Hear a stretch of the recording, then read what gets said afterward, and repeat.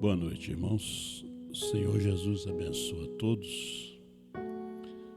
O irmão Márcio ele está ausente porque ele está cuidando do pai dele que está internado com um problema de próstata e problema também muito grave, né? Vamos lembrar dele também em oração. E avisando os irmãos que no dia 25, no domingo, nós temos o nosso culto aqui em Sapucaí. Será deste ano o último culto. Aí os irmãos vão acompanhar pela internet as reuniões do dia 29, 30, 31 e dia 1º em Franca, São Paulo, né? Depois nós estaremos de volta. Eu quero ler com os irmãos Atos dos Apóstolos, capítulo 15.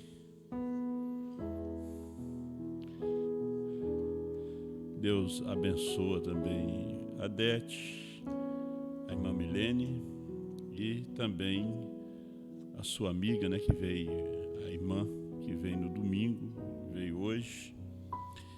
E ela que teve problema com a senhora pediu oração da filha. Como é que está a menina? Está bem, graças a Deus, né? Quando puder, traz ela no culto.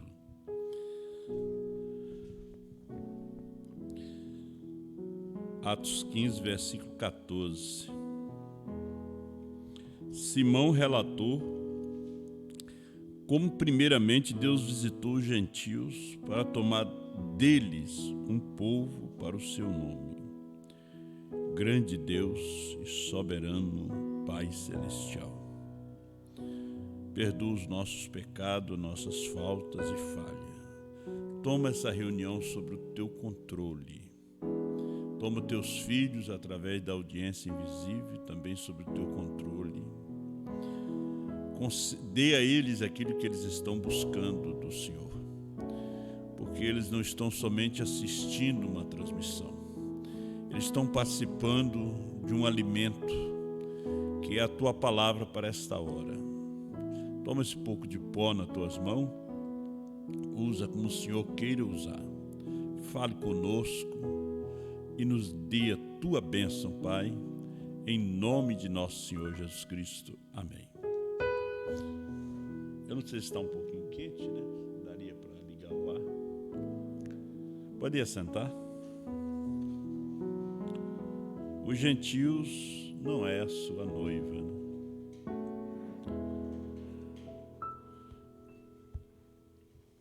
Simão Pedro, na Assembleia, né, um concílio de Jerusalém, onde eles se reuniram para discutir, né? Todo concílio é uma reunião para discutir pontos doutrinários, né? E eles se reuniram para discutir pontos, né, de doutrina, por causa da conversão dos saduceus e fariseus, sacerdotes, que estavam se convertendo à fé. E Pedro, depois de Deus ter realizado a obra na casa de Cornélio, ele tinha um testemunho como Deus trabalhou em Cornélio e na sua família, sendo eles gentios. Então, São Pedro disse aqui, tomando a palavra, ele disse que Deus visitou os gentios, né? Porque Deus não veio para os gentios, ele veio para os judeus. Capítulo 1 de São João, veio para o que era seu e os seus não receberam, mas todos quanto receberam, deu-lhes o poder de serem feitos filhos de Deus, os que crêem no seu nome. Você pode ver que o nome sempre está envolvido, né? O nome está envolvido na salvação, o nome está envolvido no rapto.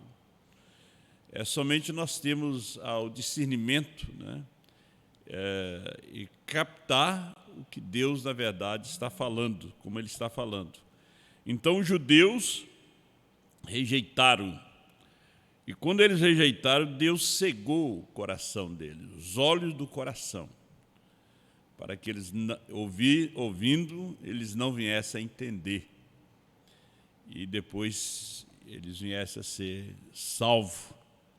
Então Deus os cegou para que ele tirasse dentre os gentios um povo zeloso de boas obras para o seu nome. A gente faz lembrar de Abraão que ele não era judeu, né? Sendo pai dos judeus, mas não era judeu. Ele não era israelita, ele era gentil. Ele era da Babilônia, ele era da terra de Ur dos Caldeus. Pode ver que Deus sempre chamou o povo da Babilônia. Laodiceia é Babilônia. Deus chamou Abraão de Ur dos Caldeus. Sai da tua terra. Então, quando Deus nos chama, Ele chama para sair. Às vezes você está enraizado num sistema, numa denominação, numa religião, que nada disso vai adiantar para a sua salvação, não. Então você tem que sair, você tem que deixar esse sistema, você tem que vir a Cristo, né? Dar o primeiro passo, que é o batismo nas águas em nome do Senhor Jesus Cristo, para perdão dos pecados. Não é no nome de William Brana, de Paulo, de Pedro, não. É no nome de nosso Senhor Jesus Cristo, para perdão dos pecados. A gente vê que na era de Laodiceia, ele também está chamando. Ele disse, se alguém ouvir a minha voz, ele estou à porta e bato. Ele está batendo na porta da era. Se alguém ouvir a minha voz e abrir a porta, entrarei na sua casa, cearei com ele e ele comigo. E Apocalipse 18, ele diz, sai dela, povo meu. Nós vemos ele falando para Abraão, em Gênesis, capítulo 11, 12, chamando ele para sair da Babilônia. Apocalipse 18, ele nos chama para sair da Babilônia, que é a palavra Babilônia que significa confusão. Toda religião, toda denominação é uma confusão. Então Deus nos chama para sair da confusão. Nós não somos uma religião, nós não somos uma denominação, nós não temos um bispado sobre nós. O nosso bispo é o Espírito Santo, nosso apóstolo é o Espírito Santo, o nosso profeta é o Espírito Santo, né? Claro que Deus trabalha através do homem, né? Sempre. Mas, como disse o irmão Brano, uma arca sem Deus, para que serve, né? Para que serve uma arca sem Deus? Aquela arca só tem ali símbolos, né? A arca, ela tem as tábuas da lei, a vara de Arão que floresceu, ela tem uma história, né? A história da vara, a história do vaso de maná e a história das tábuas, da lei ali. Então, é uma arca sem Deus, né? Só com símbolos e somente com história. Então, Deus chamando o povo para sair, Ele tem te chamado também para sair. Você que está aí através da internet, é um tempo de você tomar uma decisão, né? Tomar uma decisão. Às vezes as pessoas pensam que eles podem resolver os seus problemas. Se você pudesse resolver os seus problemas, Jesus Cristo não teria vindo para morrer em seu lugar. Você não tem força para resolver os seus problemas. Então, Ele resolve. Então, você tem que render-se, entregar-se a Ele, entregar a sua vida para Ele. Então, Deus visitou os gentios, porque entre os gentios tem um povo, né? Um povo que é a sua noiva, aquela que Ele escolheu antes da fundação do mundo. Ele colocou os nossos nomes no livro. É como disse o irmão Brana, alguém disse, fez um hino, que ele escreveu o seu nome na glória. Ele vai escrever essa noite. É tão bonito o hino, é maravilhoso, a mensagem também é bonita. A intenção até que está certa, mas o discernimento está errado. Ele não vai escrever nessa noite. Ele escreveu antes da fundação do mundo. Essa noiva que eles têm chamado. Por isso ele nos esclarece, ele nos tira de toda a confusão. Então ele está chamando. Nos faz lembrar de Amã e o rei Assuero e Esté. E Mardoqueu, quatro personagens muito importantes no livro de Esté. O único livro que não menciona o nome Senhor, nem Deus, nem Jeová. É o único livro da Bíblia, né, onde a gente vê a ação de Deus sem mencionar o nome. Onde existe jejum, existe oração, e você não vê em nenhuma parte o nome Deus, nem Senhor, nem Jeová. É o livro de Esté. Agora, o que Amã fez? Como ele odiava os judeus, e ele era um príncipe muito honrado diante do rei Assuero, aquele rei que casou com Esté, ele denunciou o povo judeu. Porque, veja, os judeus é um tipo da noiva, porque os judeus estavam entre os povos. Ele era um povo diferente entre os povos. Eles eram escravos, mas era o povo de Deus. Eram os filhos de Abraão. Era um povo que tinha profeta. Agora, no verso 8, e Amã disse ao rei Assuero, Esté 3, né? Existe espalhado e dividido entre os povos em todas as províncias do teu reino, um povo cujas leis são diferentes das leis de todos os povos e que não cumpre as leis do rei, pelo que não convém ao rei deixá-lo ficar. Existe um povo cujas leis, costume, é tudo diferente. Agora, isso aqui é um quadro, é um tipo perfeito da noiva de Cristo hoje. Tem uma mensagem que é diferente de todas. Né? Ele tem um entendimento do 7 selos que é diferente de todos. Está espalhado, está entre o povo. Né? Como a noiva, ela é aquele povo que é tirado do meio dos gentios. Não é os gentios. A noiva não é os gentios. É tirada, né? Porque na noiva tem grego, tem judeu, tem babilônico, tem... Todas as nações estão na noiva. Então Amã fez essa denúncia, porque Amã estudou o povo e viu que o povo estava espalhado em todas as províncias e os seus costumes e leis eram diferentes, seus cultos eram diferentes. Agora veja se não é o quadro de hoje. Veja só que os judeus, mesmo lá no cativeiro da Babilônia, da Assíria, os seus costumes eram diferentes. Aquele povo, até a comida deles era diferente. Eles continuavam com seus cultos, eles tinham as suas reuniões e continuavam esperando o Messias, não importasse onde eles estivessem, eles continuavam esperando o Messias. Eles não tinham vergonha de dizer que eram filhos de Abraão. Veja que eles penduraram as suas harpas ali, Salmo 137, naqueles salgueiros, e os que nos levaram cativo nos pediu canções. Ele disse, Jerusalém, né? Como eu vou entoar o canto do Senhor em terra estranha. Eles nos pediu que tocasse alguma canção, né? Que tocasse o violão, que tocasse o órgão, a gaita, a harpa, tocasse os hinos de Davi, mas não em terra estranha. Então, eles não se envergonhavam daquela mensagem que eles tinham recebido. Eles aguardavam o Messias, eles aguardavam a libertação. Então, irmãos, eles são assim o tipo, né? O tipo da noiva desse último dia. A noiva do dia de Paulo também era igual. Era o povo que estava entre os gentios.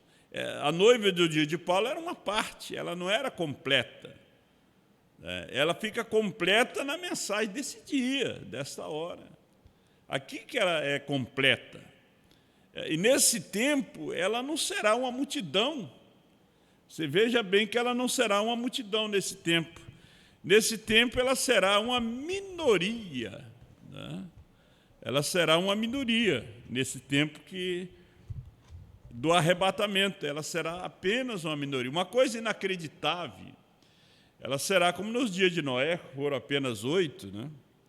Apesar que os dias de Noé já se torna história, mas ela será somente uma minoria nesse tempo. A gente tem algo aqui para ler para vocês, mas dos 216 do primeiro selo. E Deus não trata com os judeus e os gentios ao mesmo tempo. Às vezes eles mandam missionário para Israel, mas Deus não está tratando com os judeus. Porque Deus trata com os judeus como uma nação, Ele trata com Israel como uma nação, com os gentios como indivíduo. É individualmente, é Deus trabalhando com você.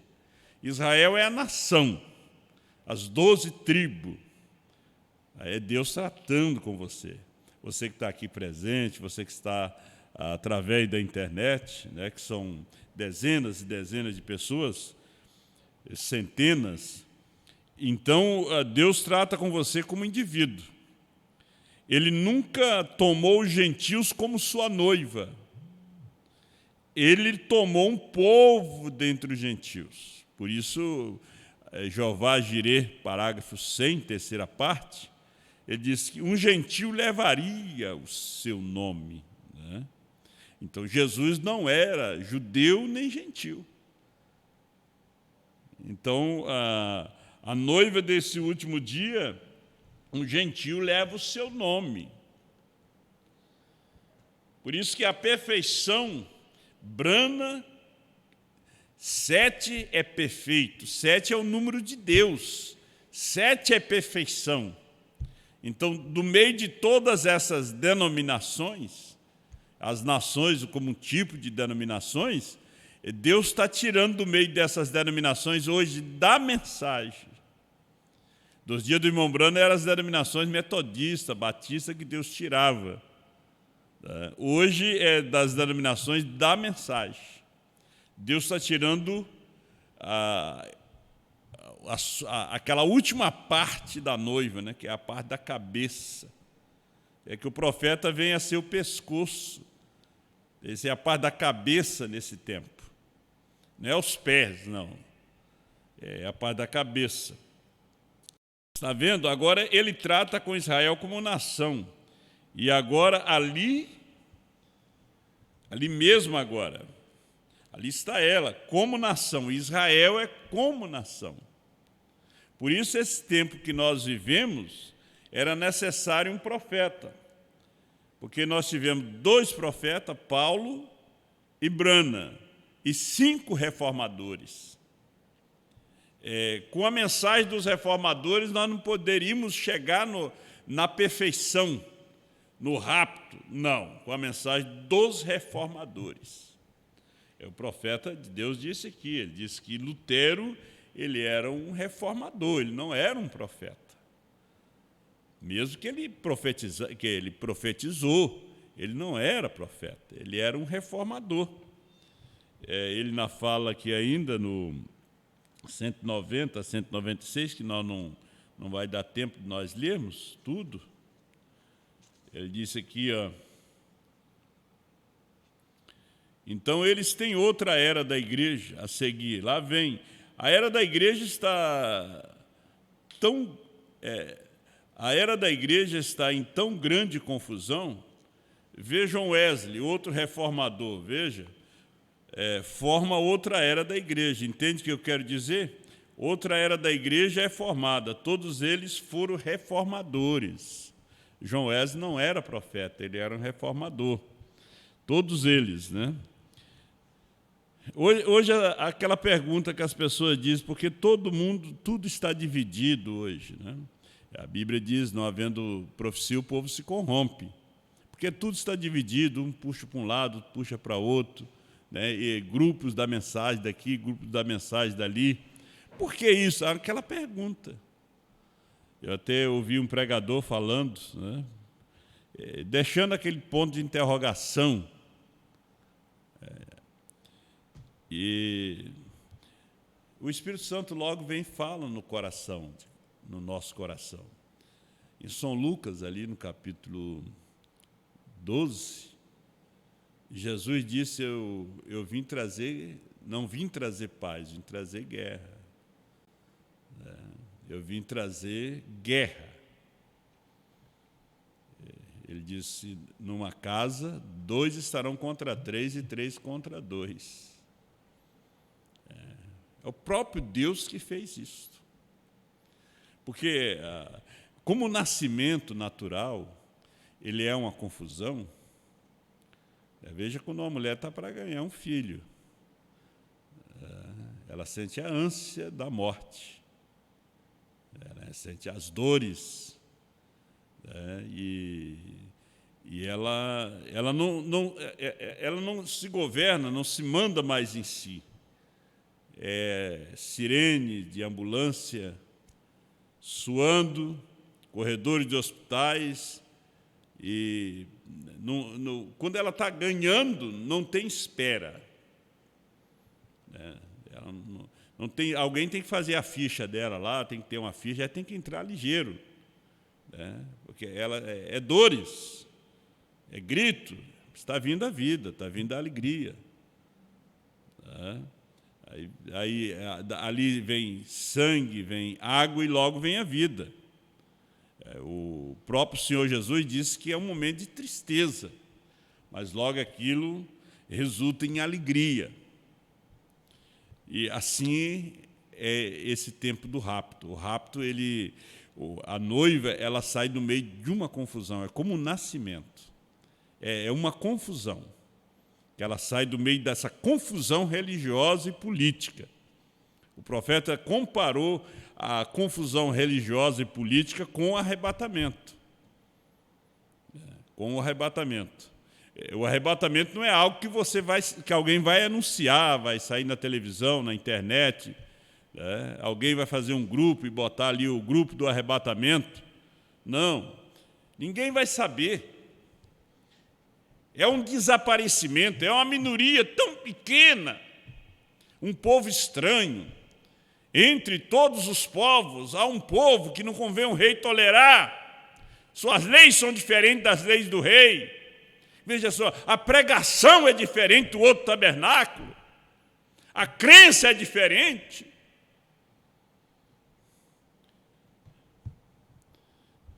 Vê que nos chama de idólatra? Nos chama. Porque eles não entendem, é o tempo da confusão. Abraão saiu da confusão, Babilônia. A noiva sai de Babilônia, sai da confusão também. É onde você também está saindo, porque Deus trata com você individualmente.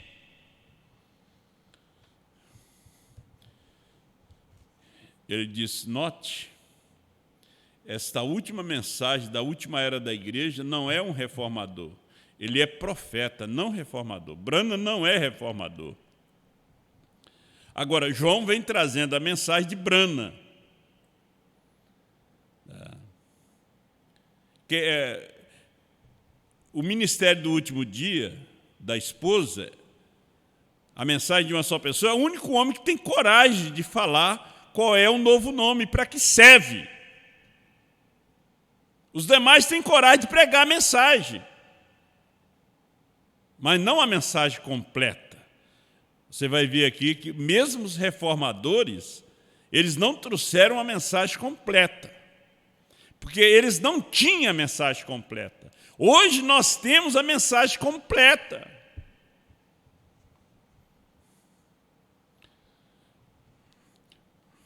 Mostre-me onde um profeta já deu início a uma era da igreja. Ele não é reformador, ele é profeta. Outros foram reformadores, mas não profetas. Se tivesse a palavra do Senhor, vem ao profeta. Foi por isso que eles continuaram no batismo do Pai, Filho e Espírito Santo. Todas essas outras coisas, porque foram reformadores e não profetas. Mas ainda assim foram grandes homens de Deus e viram a necessidade do dia em que viviam, e Deus os ungiu. E foram enviados lá e arrasaram com aquelas coisas, mas a plena palavra de Deus nunca veio a eles, porque não era um profeta, era um reformador. E a noiva, a esposa de Cristo hoje, ela é profeta, né? Ela não está dentro de uma era de reforma. A reforma foi Lutero e Wesley, e os pentecostais foram a restauração dos dons, foi o tempo da palha, onde eles não conseguiram alcançar o grão, né? Eles não conseguiram alcançar o alimento, né? O alimento era Apocalipse 10, 1 a 7. O alimento era brana, era Deus em uma carne humana. Mas nos últimos dias terá de ser um profeta. Quando ele diz os últimos dias, está falando de 2000 anos. Um dia para o Senhor é como 1000 anos. Nós estamos no último dia, no último milênio. Mas nos últimos dias terá de ser um profeta, para captar os mistérios de Deus, para trazer de volta, porque os mistérios só foram conhecidos pelos profetas. Por isso João é apóstolo e profeta, porque não poderia ser confiado a ele comer um livrinho se ele não tivesse percepção profética, para poder digerir aquele alimento e dar para nós, porque é o único alimento que nos dá fé de rapto. 7 trovões é que nos dá fé arrebatadora.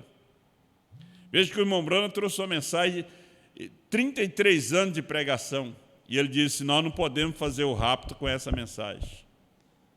Nós não podemos. Foi um ministério tremendo. Então era necessário esses 7 selos, esses 7 trovões revelados. Agora, hoje, nós temos eles todos esclarecidos para nós. Todos.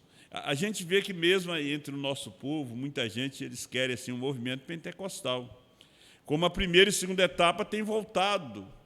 Eles têm voltado novamente ao vômito. Aquilo que tanto vomitaram, eles têm voltado. Hoje eles têm voltado aos corais, aos grandes e belos edifícios, aos puros, aos gritos. Eles não têm a mensagem. Eles não são esse povo entre os gentios, porque a igreja é gentia, mas a noiva gentia, ela é tirada dentre os gentios.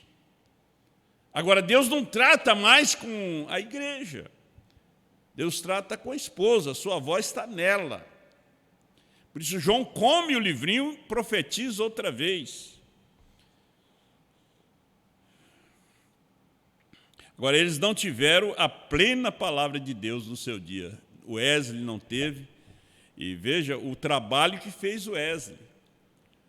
Só que a mensagem de Wesley não serve para o nosso dia hoje, mesmo que ela foi tremenda no seu dia. A mensagem de Lutero também não serve para o nosso dia. Nós vivemos um outro dia. Nem a primeira e segunda etapa serve para nós hoje.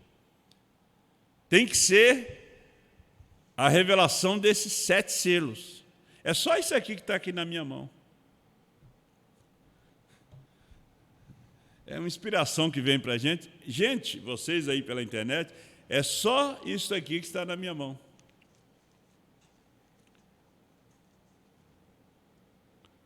Só isto. Eu tenho uma estante cheia ali lá em casa.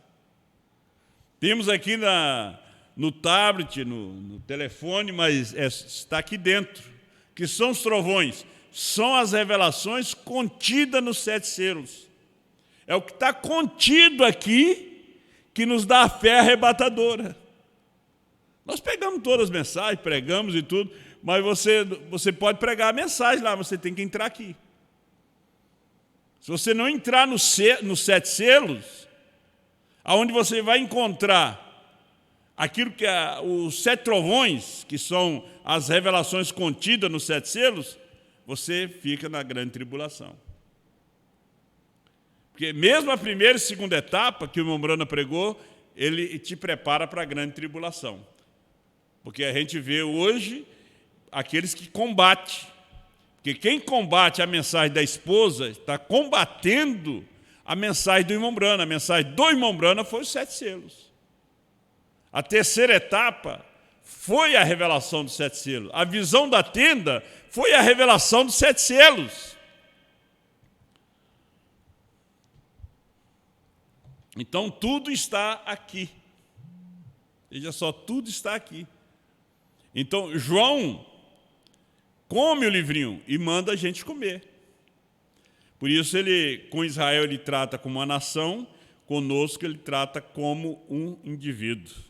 A gente tem muita coisa aqui que é pepita, coisa boa demais, né? Boa demais mesmo. Assim, esse indivíduo tem de vir. Está vendo o que eu quero dizer agora? Ele não pode ser reformador, tem de ser profeta. Porque tem de ser alguém que tem dom e esteja ali na posição que capte a palavra. Veja só, alguém que tenha o dom, né, para captar a palavra.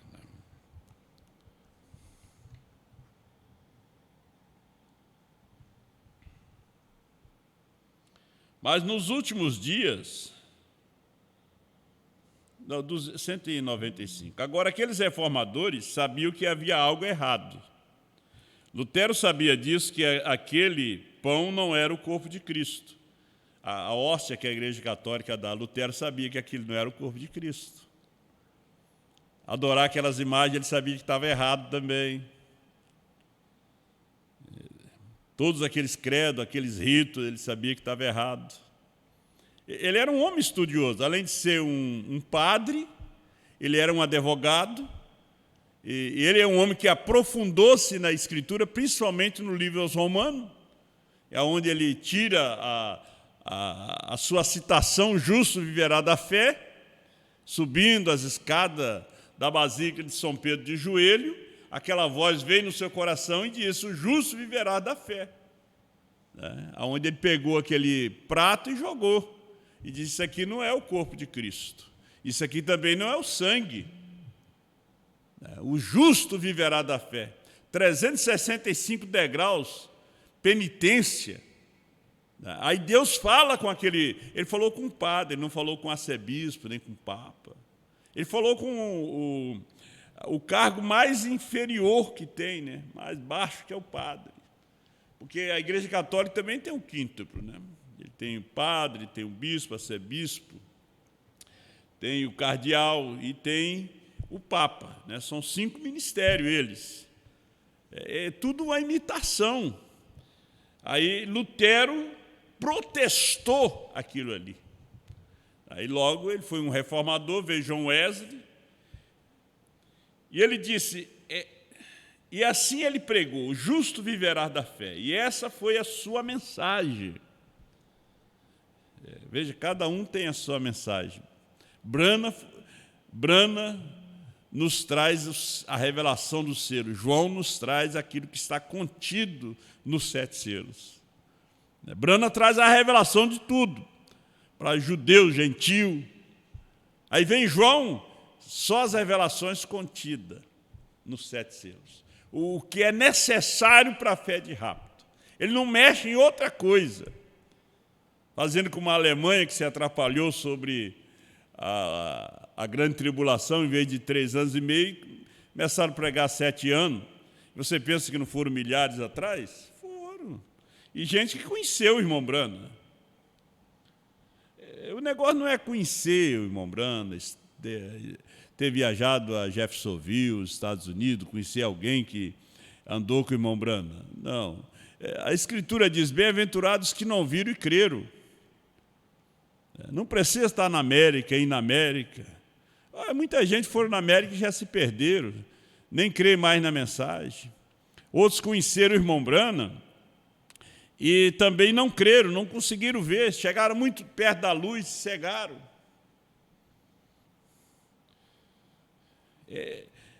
É aquele negócio, você vai convivendo, é como marido e mulher, eles vão indo que o casamento se torna uma coisa comum, né?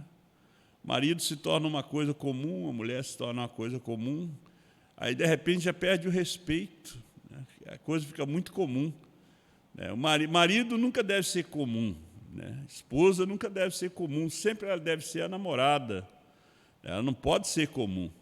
Ele também não pode ser comum. Você não pode deixar, né, a família ficar uma coisa muito comum. Não. A família é algo extraordinário, para mim, sobrenatural. Né? Os filhos, né? Que os filhos saíram de nós. A mãe dá aquela vida pelos filhos, o pai também. Quando eu estive em Jeffersonville, eu falei com os irmãos ali, eu disse, vocês nunca devem deixar isso aqui ficar comum demais, né? Isso aqui deve sempre ser vivo, não comum. Porque aqui pisou um profeta de Deus, né? O último profeta aos gentios pisou aqui nos Estados Unidos, né? Mas nos últimos dias, nessa última era, não é para o mensageiro dar início a nenhuma reforma, mas é para tomar os mistérios que aqueles reformadores deixaram de fora e juntá-lo e esclarecê-lo para as pessoas. Mesmo, veja só, o mensageiro vem, pega todos os cabos soltos, todas aquelas coisas ficarem inconclusas e esclarece. João vem e pega tudo aquilo que estava contido nos 7 selos e esclarece, que estava contido ali, terceira etapa, a visão da tenda, todo o cordeiro saiu do trono, essas coisas, novo nome, estava tudo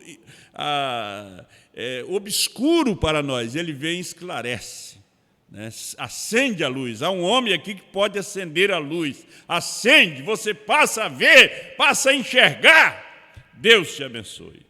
Pai Celestial, muito obrigado pela sua palavra.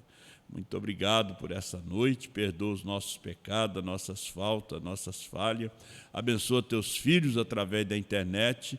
Dê a bênção, Senhor. Dê a cura, a libertação àquele que está enfermo e que veio, Senhor Deus, aqui também buscar uma bênção, buscar uma libertação que o Senhor o conceda em nome de Jesus Cristo. Amém.